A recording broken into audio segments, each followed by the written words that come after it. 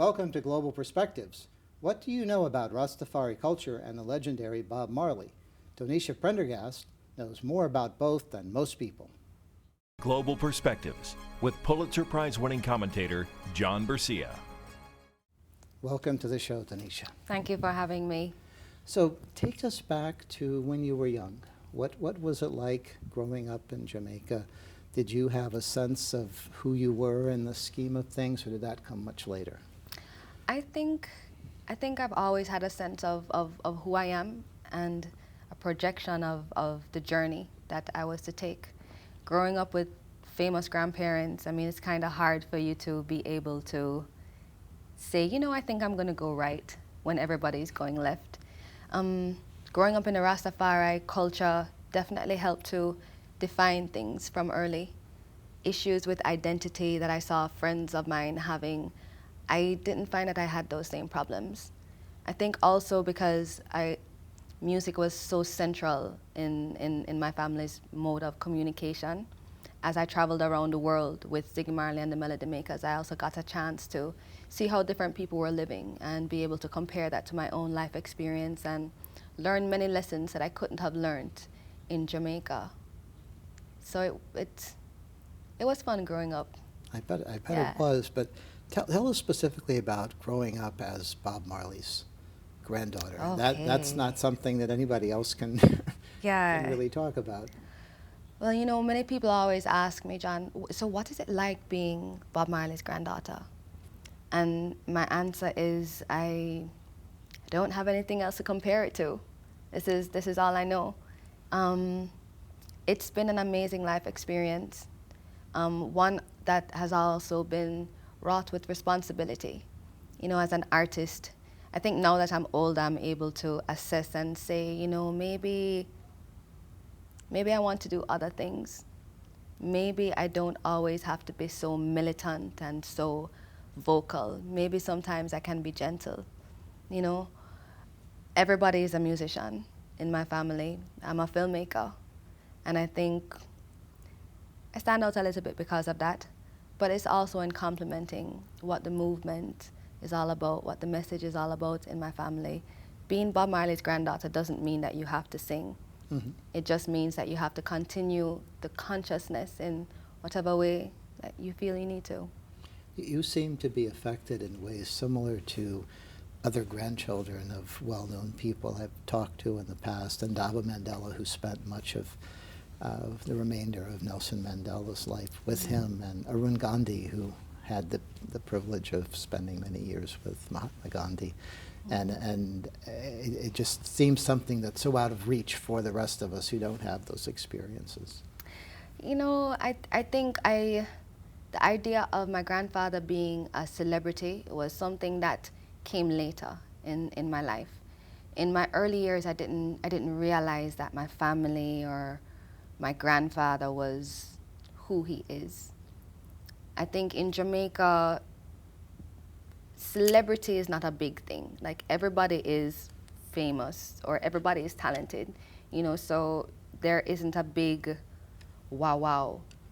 I remember I was in 6th grade and I had a best friend who had just moved from America 2 years before, and I was in trouble with the principal when she came into the school, and so the principal was like, okay, you need to serve some time, you show this student around. Mm-hmm. And that's how we became best friends. So we were best friends for 2 years, and it was coming up to the time when we were going to be changing schools, and she came by my house one weekend and she saw all of the awards, the Grammys, and, you know, pictures of my grandfather and whatever, and she was like, your grandfather is Bob Marley?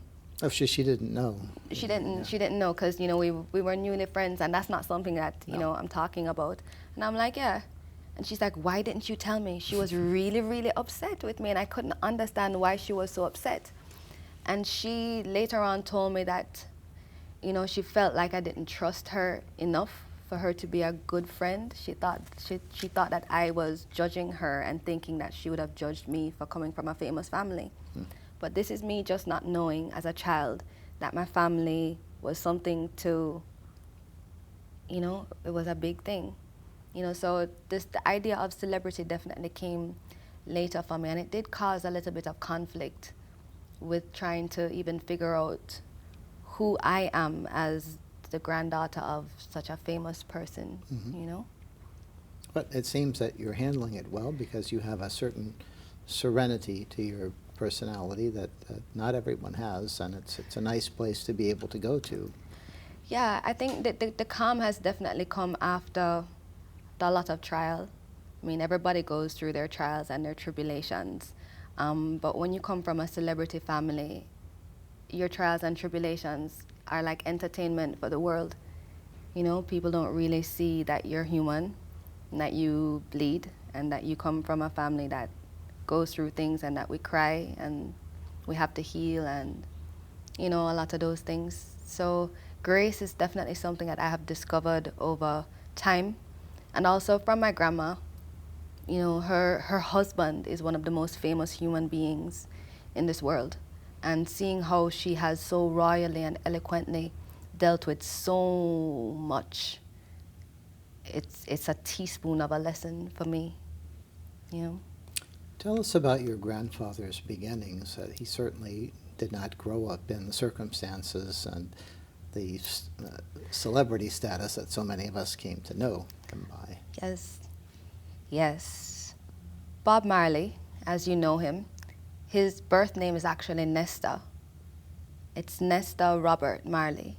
But when he was going into the music business, Chris Blackwell thought that Bob was a catchier name. So here we now have Bob Marley. At one point they were thinking to call him Bobby Marley. That didn't work out. No, but they went with Bob. Yeah, they just went with Bob. That works. Yeah, so my grandpa came from the mountain sides in Jamaica. One of his best friends was a donkey, kind of a vibration. When he opened his eyes in the morning, you go into the backyard and you pick the bush that you want to make tea this morning, and you say hello to all of the people walking down the hill. That's the kind of experience that he grew up with. And then when he was almost a teenager, he moved to Trenchtown. Now, when he moved to Trenchtown is when he got the first experience with Rastafari culture. Also with this new sound called reggae music that was being born. And that changed him in a great way. He was a very quiet young lad, but when he came into the inner city, he had to be a little bit more rough, get a little bit more rugged, you know, grow a little tougher skin. But he always remained the same shy guy. My grandma recounts when they first met. She says that Bob would walk on the other side of the road. Every day he'd walk past the yard and he'd look over and glance over to me, but he'd never say anything. He'd just always walk on the other side of the road. And one day he heard her singing in her yard, and he crossed the road and came and knocked on the grill and asked her to come to the studio. It's you know, that was who my grandfather was. You know, he wasn't what we would think of him today. He truly was a gentle soul just trying to find love in this world and be a good human being. You always sensed that he had that in him because, you know, you have the public persona and then the private one, and I always wondered if he was maybe somewhat shy in reality. And I think he was also a hurting soul in a lot of ways, because his mother was a young black girl from the countryside, and his father was a soldier in the British Army, you know, and there was a big age difference as well, you know, and so I think that too caused a little bit of a complex for young Nesta. Coming into the ghetto, into Trenchtown, it was his father who first brought him to Trenchtown and actually left him there and didn't come back for him. Brought him from the countryside without his mother's permission and left him with another woman that he was seeing. You know, so my grandpa's story wasn't, you know, on the fine print, it wasn't beautiful. But it was his pain that helped to heal so many people too, you know. Indeed, and through reggae, he helped spread awareness of this culture in Jamaica that some call a religion and some call it faith and some call just a cultural experience. But it's something that is, I think even to this day, largely misunderstood. Are there some ways that you could help us understand a little bit better what the culture is about? Yeah, Rastafari culture. It's freedom. It's liberation. In Jamaica, the history of the movement is such that after slavery was abolished, you had a lot of ex-slaves who were now not tended to, not cared for. They had to figure out how to live, where to go, what to do. And at this time, we are hearing rumors of a king being crowned in Africa, a king being crowned in Ethiopia. And Ethiopia, historically, is one of the oldest nations in the world. And there's a king being crowned there today in a colonial world. Okay, we as ex-slaves in Jamaica want to know more about him. His name is Haile Selassie, but his birth name is Tafari. And just as you would have a governor or a duke, he was the duke of a city. So he became Ras Tafari. And thus, we got our name from this young man, Rastafari, who was the crowned king of Ethiopia. Why is that symbolic? Well, we had never heard of a king in our time as slaves, and we dreamt of Africa. We wanted to know where we were from and if it was possible to go back there, because this place where we found ourselves, it wasn't home. You know, the language, the food, the treatment, it wasn't home. So we had dreams of a Zion, similar to how you would hear Jewish people speak about a Zion. Reggae music came about at a time when the world was open to ideas. And I say open with a lot of refrain. You have a lot of black and white conversations happening. You have the civil rights movement happening in America. At one point, Martin Luther King even came to Jamaica. And when he came to Jamaica, my grandfather wasn't there though. He was over here in America. After MLK came from Jamaica and came back to the States was when he started to be very vocal about the Vietnam War and the fact that he didn't support it, and a lot of his ideas started to shift. Studying this, I wondered how much impact the Rastafari movement had on the civil rights movement via Martin Luther King. Because even though it was born from ex-slaves in Jamaica trying to find a way forward to Africa, these feelings that we were feeling were happening all over the world. Wherever there was a concentration of ex-slaves or black people, we were exposed to the same kind of culture. So reggae music was a voice for Rastafari, but it really was a voice for the oppressed soul that was existing in people all over the world today. And the black man was the first one to say it, but it's by no means limited to skin color anymore. No, it certainly isn't. And modern slavery, which we are just starting to get our hands around as a phenomenon, is something that affects people universally, just the way slavery used to affect people universally in long past history. Emancipate yourself from mental slavery. None but ourselves can free our minds. My grandfather sang that song, but Marcus Mosiah Garvey was actually the first one to say that. Before there was ever a conversation about Black Lives Matter, Marcus Mosiah Garvey traveled the entire world to see the condition that Africans were living in. This is in the late 1800s, or early 1900s, before Rastafari. So the principles and the ideas of Rastafari were inspired also from Marcus Garvey's travels. So for us seeing this Black Lives Matter movement now happening in North America, being witness to it, it's an interesting experience for me, because as Rastafari, we've experienced persecution ever since the day that we started to physically grow our dreadlocks at whatever age. You know, it was never a thing about our skin. We were discriminated against because of the way we live. period. You know, so emancipate yourself from mental slavery. None but ourselves can free our minds.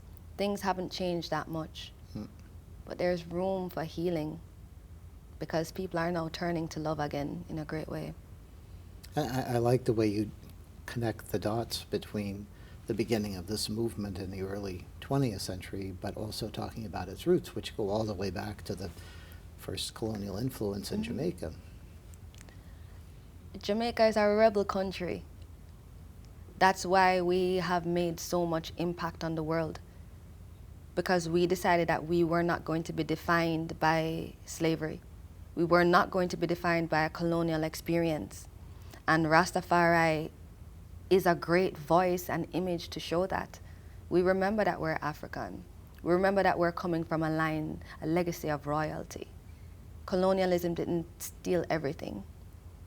You know, and Rastafari is the vanguard for Africa and African identity in the West in a great way. Even though we may not speak any African languages, the hope and the dream and the love for Africa, it helps us to create Africa wherever we are too.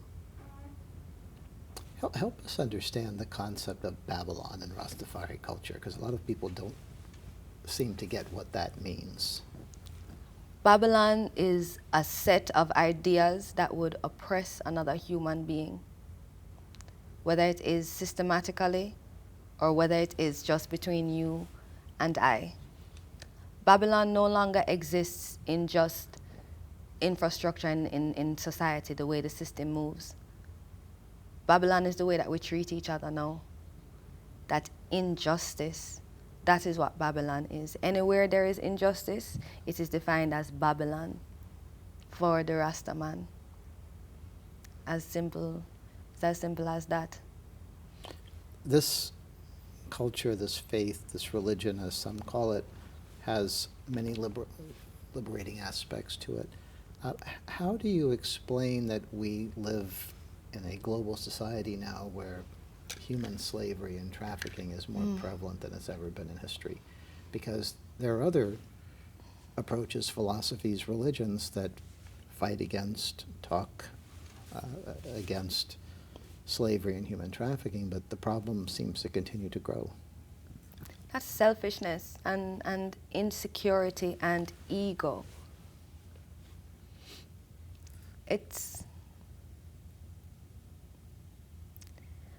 We've suffered so much. Individuals, nations have suffered so much. Why would we want to pass that pain on to anyone else?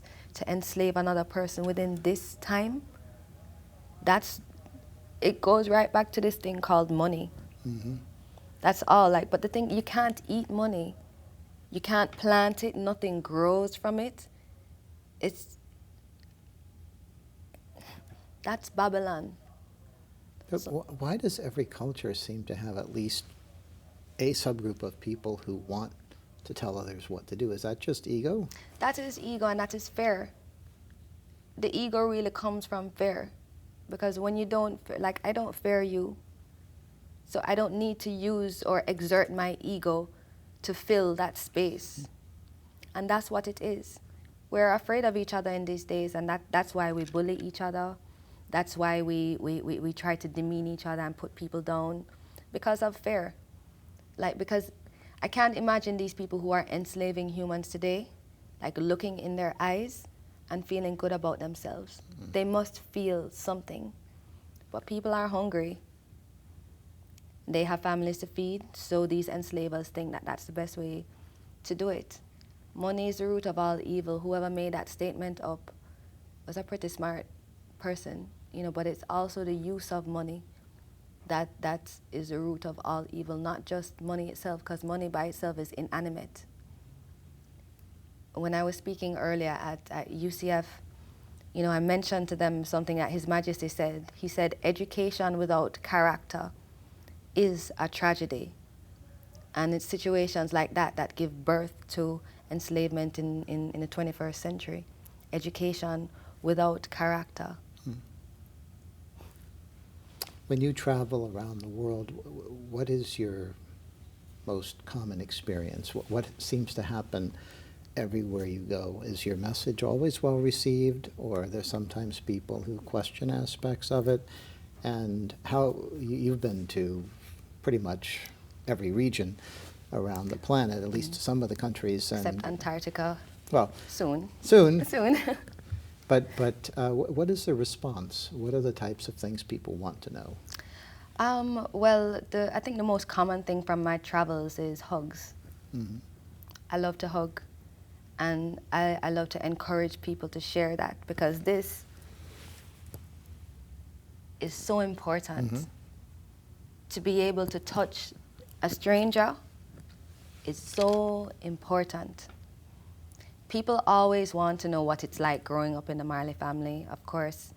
But like I said, I don't really have anything else to compare it to. I think people also want to know what role they can play in moving forward the movement. You know, what role can they play in safeguarding the world? And what I always say is that you don't have to be an activist to be active. Just get active. There's so much trouble in the world. There's so many ways that we can give our time and effort to help to heal and create safe spaces. Just start now in any way that you can. Every nation's problems are different. Every community's problems are different, but you exist there, so you know how to start. You know, and love is not just something, it's not just a rhetoric. Love is a verb. It's an active word. You know, so be love. And that message is always well received. I've gotten a lot of tears. I've gotten a lot of smiles. But I think the tears are the most meaningful, because you know that you've made a breakthrough. Mm-hmm. You know that someone actually feels it. Tears are more important to me than applause, because you know you've changed someone's life, and they will continue from here, you know, with that same gentle touch. And we often associate tears with sadness, but you're talking about tears that come from relief, from awareness, from understanding, and Yep. that's a very positive development. Yeah, revelation is important. We don't learn every day. At least No. we think we don't learn every day. But being open to that is something beautiful, I find. The experts tell us that the most influential groups in the world today are the networks. And I'm wondering, is there a network of grandchildren of famous people who have good intentions, or might there be? I know there's some informal connections. There is a network of grandchildren. Ndaba Mandela is a good friend of mine. I suspected as much. Yeah, we do some speaking together sometimes as well. But because we are all over the world, it's not very easy to physically see each other all the time. But whatever campaigns, whatever missions we're working on, we know that we have each other's strength. And I think now that we're in our 30s, we have a better chance of really moving forward some of the works that our grandparents had begun.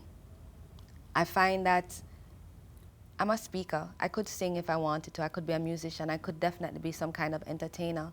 But I realized that there is a gap between my grandfather's generation and my generation that must be filled with more than just music, with context. You know, we're talking about Rastafari in this program today. I could have just come on as a performer. Sure. Then you wouldn't have learned much. You know, so yeah, that's a little bit of my role today. Maybe one day I'll sing. But today I'm using my voice to create some context and safe spaces, you know? Well, it's been a real pleasure to learn about you and the faith and Bob Marley's legacy, and we thank you so much for joining us today, Donisha Prendergast. No, thank you so much for having me. It's been an honor. And thank you. For Global Perspectives, I'm John Bercia, and we'll see you next time.